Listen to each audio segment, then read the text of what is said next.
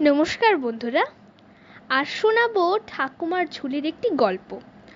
যদি তোমাদের এই গল্পটি শুনে ভালো লাগে তবে অবশ্যই লাইক ও শেয়ার করে তোমার অন্য বন্ধুদেরও শোনাবে, আর অবশ্যই আমার চ্যানেলটিকে সাবস্ক্রাইব করে দেবে। গল্পটির নাম চাষের ক্ষেতে মাছের চাষ। ধীরেন এক চাষি। সে সৎ পথে কঠিন পরিশ্রম করে এবং প্রতি বছর ভালো ফসল ফলায় ও আনন্দে সংসার চালায়। তার গ্রামের বাকি চাষির কম দামে শস্য ব্যবহার করে বেশি উপার্জনের আশায় ফসল ভালো হয় না। তারা ধারে জর্জরিত হয়ে পড়ে।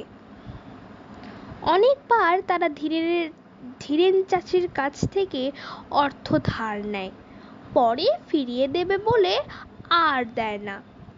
এমনি একবার সকলের ফসল খারাপ হওয়ায় তারা ধীরেনের কাছে অর্থ চায়, কিন্তু এবার ধীরেন আর টাকা দেয় না।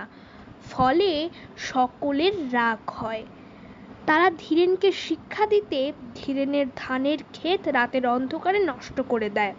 পরদিন ধীরেন সব দেখে বুঝতে পারে, আর সে বলে, ভাবছিলাম এবছর গম চাষ করব, তা ভালোই হলো।